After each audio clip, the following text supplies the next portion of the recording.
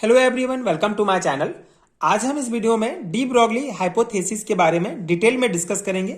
Inorganic chemistry से related एक important topic है BSc and MSc semester exams के लिए। सो उस अकॉर्डिंग आपको ये कंप्लीट हैंड रिटन नोट्स भी प्रोवाइड करूंगा। इसको आप डायरेक्टली अपने थ्योरी एग्जाम्स में अप्लाई कर सकते हैं एंड कॉन्सेप्ट बहुत सिंपल सा है, इजिली आपको समझ में आ जाएगा।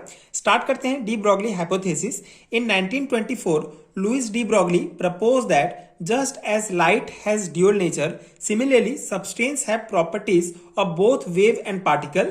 This statement is called the de Broglie hypothesis। ठीक है, सिंपल सा जो है स्टेटमेंट है।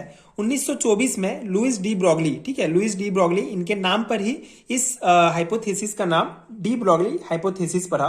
सो 1924 में लुइस डी ब्रॉगली ने बताया कि जिस प्रकार से लाइट की ड्यूअल नेचर होती है, ठीक है, आपने पहले भी पढ़ा होगा, जो लाइट है वो ड्यूअल नेचर शो करती है। लाइट जो है पार्टिकल्स की तरह भी बिहेव करती है और वेव की तरह भी बिहेव करती है।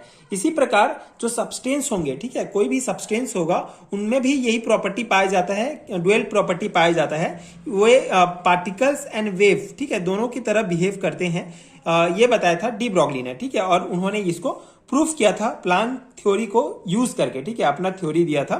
तो बेसिक कॉन्सेप्ट आपको ये समझना है कि लुइस डी ब्रॉगली ने बताया कि जो सब्सटेंस होते हैं उनमें भी ड्यूअल नेचर पाया जाता है, वेव और पार्टिकल्स का, ठीक है। इस इन्वेंशन के लिए लुइस डी ब्रॉगली को जो है नोबेल प्राइज मिला था 1929 में फिजिक्स के क्षेत्र में, ठीक है।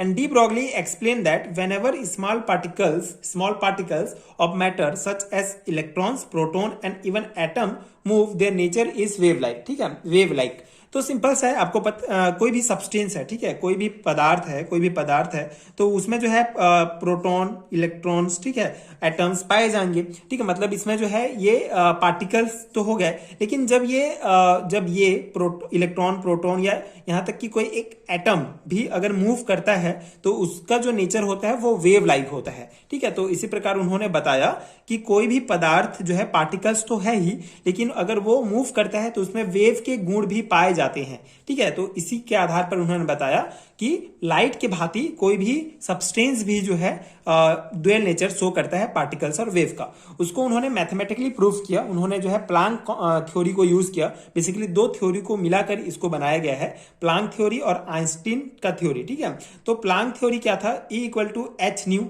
ठीक है। एंड आइंस्टीन के अकॉर्डिंग जो रिलेटिविटी था, according to Einstein theory of relativity, ठीक है, आइंस्टीन ने जो रिलेटिविटी का थ्योरी दिया था उनका आपको पता है E equal to M C square. ये दो थ्योरी हो गए। जब दोनों को जोड़ेंगे तो हमारा बन जाएगा M C square equal to H nu. यहाँ पे इन दोनों में या ये जो E है ये पार्टिकल से रिलेटेड जो है एनर्जी को शो करता है, एच प्लांक कांस्टेंट है, ठीक है। ये जो m है आपका ये मास होगा और v जो है लाइट का वेलोसिटी है, ठीक है। तो ये दोनों इक्वेशन को अगर हम जोड़ते हैं तो हमको ये प्राप्त हो जाएगा। बेसिकली दोनों E बराबर है तो इनको एक दूसरे के बराबर कर सकते हैं, तो M C square equal to H nu हो जाएगा, जहां पे न्यू बराबर होता है सी अपॉन लैम्डा।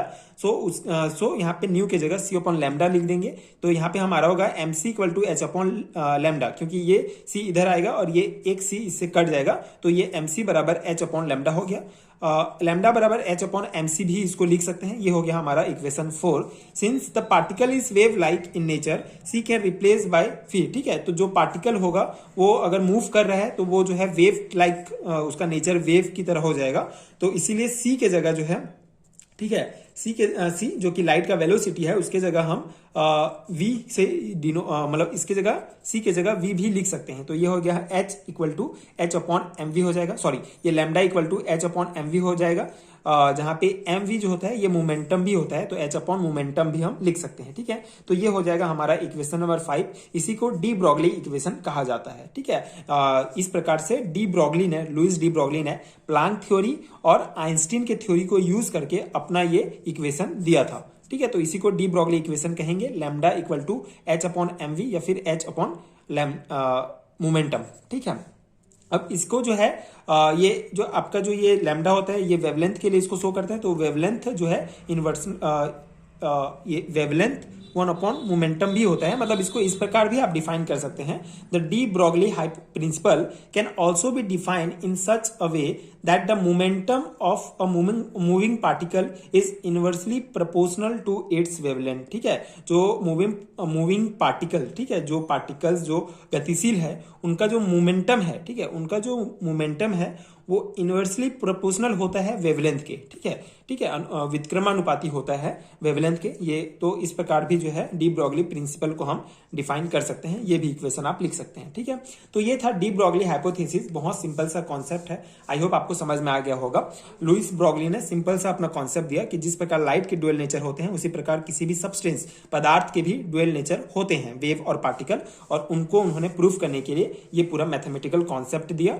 और मेन उन्होंने ये इक्वेशन निकाला, lambda equal to H upon M V या फिर एच अपॉन मोमेंटम। ठीक है, या फिर इसको ऐसे भी बोल सकते हैं कि जो मूविंग पार्टिकल का मोमेंटम है वो वेवलेंथ के इनवर्सली प्रोपोर्शनल होता है। ठीक है, तो ये है डी ब्रॉगली हाइपोथेसिस। कि आई होप कि ये नोट्स आपके एग्जाम प्रिपरेशंस के लिए हेल्पफुल हो। आप इसको डायरेक्टली अपने थ्योरी एग्जाम्स में अप्लाई कर सकते हैं। अगर आपके एग्जाम में पूछा जाता है what is D Broglie hypothesis, तो इतना ही कॉन्सेप्ट आपको लिखना है। एंड अगर आपको इस कंप्लीट यूनिट का हैंडरिटन नोट चाहिए तो नीचे आपको डिस्क्रिप्शन बॉक्स में लिंक मिल जाएगा, आप वहां से चेकआउट कर सकते हैं and BSc and MSc level के सारे हैंडरिटन नोट्स ले सकते हैं, जो डेफिनेटली आपके एग्जाम प्रिपरेशंस के लिए बहुत हेल्पफुल होगा। एंड अगर वीडियो हेल्पफुल है तो आगे की वीडियोस देखने के लिए प्लीज चैनल के साथ जुड़े रहिए, प्लीज सपोर्ट कीजिए, like share subscribe to my channel and thank you so much for watching.